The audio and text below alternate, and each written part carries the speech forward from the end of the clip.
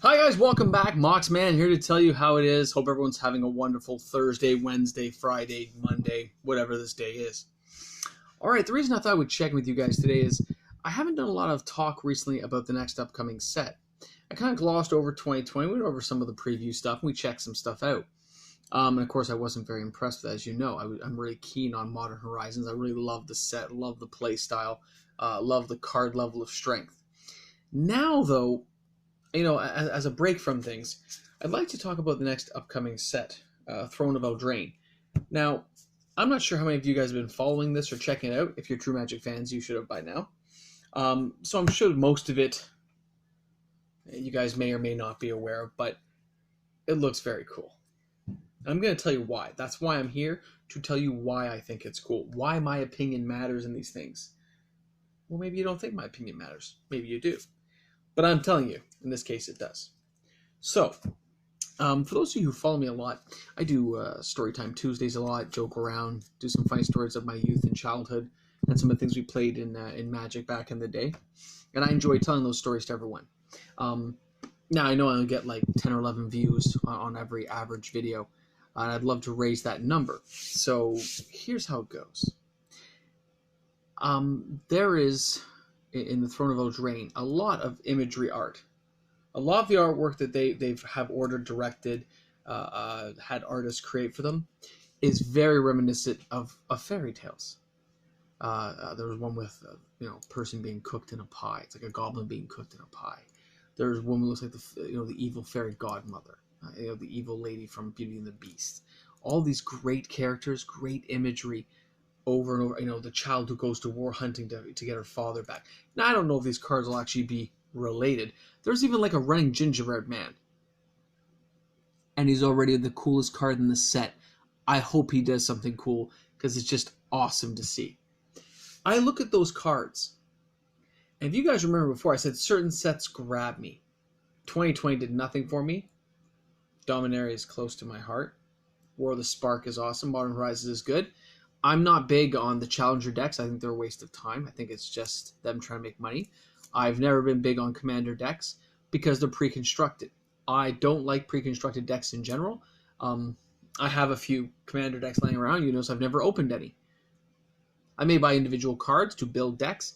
I'm a deck constructionist. I like to build my decks and create them out of wherever I find around, out of the cards I have. I do order cards, but... So anyway, back to the main topic. Sometimes sets grab me. This could be that set. This could be one of those sets where I go, oh, let me get a closer look at that set, because that looks pretty awesome. And I want to look at it. You see, I hope there's stuff like Baba Yaga. I hope we got like the chicken with the legs. I hope we bring back imagery of those kind of fantasy worlds with fairies and elves and dwarves and gnomes. It harkens back to Magic's original stuff. In some ways, it reminds me of Arabian Nights, guys. Now, Arabian Nights was the only one kind of Earth-based, right? They don't say it's a mistake, but there was stuff that they talked about saying it was like a mistake because you got Ali from Cairo. Well, there was Ali. You got Djinns and genies. That's cool. They don't redo those sets now. But it was cool back then. Desert nomads, pyramids. It was awesome, guys. So, bringing up this imagery and these set pictures and seeing what imagery they've added to it. Like the little girl, she's got like this like bear hunting trap over her shoulder, but she's like a little kid, man. And then there's some card text you can't quite see on the Mythic spoilers and some of the stuff. I have some of the images that'll be recorded onto this video, I hope. I've been trying to update my editing skills. I think now in my videos you'll see like a little watermark thing down the corner to subscribe to my channel. I don't know. I'm just trying things out. I had a little bit extra time since I'm technically on my second part of my vacation. I'm still at work, but I'm technically on vacation, which means I took the time off, but just can't seem to leave work. You know what I mean? So when I look at that stuff and I see that imagery, it makes me bring back that kind of childhood love of a set, of a card game. Risk, the board game, does that for me too. The ability to look at that game and go, And I'm already breaking down how I'm going to win against my opponents, what I'm going to do it, how I'm going to manipulate them to get the things I want. Right? It is a great game. And Magic is even a more amazing game with even more strategy involved than just the cards you're playing against. When you're playing multiplayer games with lots of people, there's a lot more involved than just, I'm going to do this, you're going to do this. No, no, no. Talking.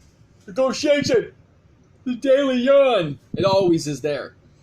So, when you look at the pictures, if you guys get a chance to look up Eldraine, the Throne of Eldraine, you're going to see a lot of unique imagery. And I've tried to include some, like I said in the video here. I'll see if I can upload them properly. But they are, I'm giving the imagery 10 out of 10. My glasses are off. I am looking at what they're doing, and I'm saying, that looks awesome. And that's what I'm talking about when I see it that way. That's what I'm thinking about. I'm saying, wow, man, I hope this set doesn't let me down, brah. Hope this set brings me everything I hope it will. And I hope it does. It's out in September. You're only talking less than 2 months away, and we already have another Magic set coming out. OMG, guys. Hold on. Let me just check something. Hold on. Bear with me. If you're new to the channel, I do this a lot. Please stand by. All right. This is called a Costanza wallet, as you guys know. If you've watched some Seinfeld, we got the Costanza wallet. So forget the things you see here. You'll notice there's no money in there, wizards. There's no money left. Got car insurance. Benefits card. I'm almost doing their free coffee. The point is, Wizards is pumping these sets out. And they're going to hit a wall. But if Throne of Eldraine is good, like they've been doing, if Rosewater keeps up what he's doing, if he's consulting Garfield on the side like he did for Dominaria and put Richard Garfield back in charge of doing some of the design of this stuff, then they're going to score an 8 because he did awesome in Dominaria. They knew exactly what to do. There's no lottery cards necessary. A good set is what you need. Good sets have a lot more than just the cards within that set. It is the story. It is the art. It is the imagery that they are presenting as the story. That's why I always buy a Fat Pack box. Always buy a Fat Pack because it has the storybook, and I want to know that story. I want to follow it when I play the game. You think I'm not building my Sarah deck? Going all the way back? I gotta get Sarah's Sanctum and some stuff, but I'm going all the way back. Sarah's Aviary, I'm building it. It's gonna be. Because it brings me back to that age when I remember loving this stuff. Not just playing it, but loving it. And if I don't love something, if I don't look at it and say, oh my God, I gotta look at that again, then it goes bye-bye. There's things down here I let go sometimes, but there are other things I go, I am just as thrilled and enthralled with how awesome this is every day. I look back there, which I know it's hard to see. I know it's hard to see here. We'll walk this back. I know this is hard to see. But when you look at that and I say, oh, I've got like a BGS 9.5 Mox Amber. I got a Mint 10 Karn. I've got, what do you call this one from Antiquities? This is one of those artist proofs that my buddy got me. Thanks a lot, Vendrick. Very, very cool, unique things. More 10 from a different company, but it's still 10. I'm going to take it. One of the proofs that you guys know. When I see these kind of things, and of course I got the Time Twist here, and I got boxes. I got some #1 comics. When I see that stuff, guys, it still thrills me. Over here, for those of you who didn't know, that's an original drawing of Skeletor from the cartoon, from the art department. There's He-Man. This one's a little harder. That's Beetlejuice, by the way, old cartoon show based on the movie. All this stuff thrills me and enthralls me every time I look at it. And there are some things I don't. There are things that go by and I get bored of it and I move on to the next thing. And I was looking, sorry, tilting the camera, hopefully it doesn't move. I was looking when I looked at Eldraine. I mean, they don't really show anything right now, but they're showing some of the artwork and stuff. And a few of the cards, but and you know, I hope they do a good job with it. But when I look at it, it is grabbing me. And that's a good sign for me personally. I didn't say for you guys out there, you'll make up your own minds. You're independent thinkers. We all are. But if it grabs me, then it grabs me, like Moxes generally do. Even Mox Tantalite is starting to grow on me. Nowhere near as cool as Mox Amber in look and appearance, but it still grabs me. Right? Snow-covered lands. They're pretty. They don't grab me. They don't. There's a couple of guys there's a couple of history of Benalia.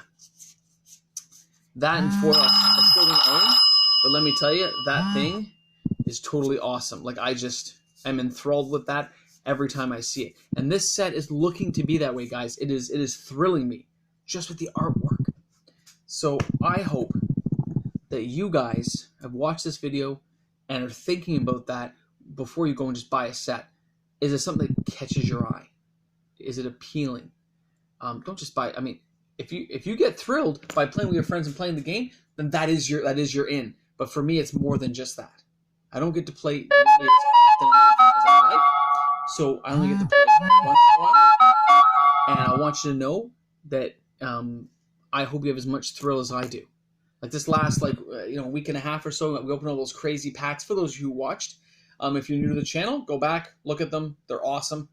Some very good pack openings.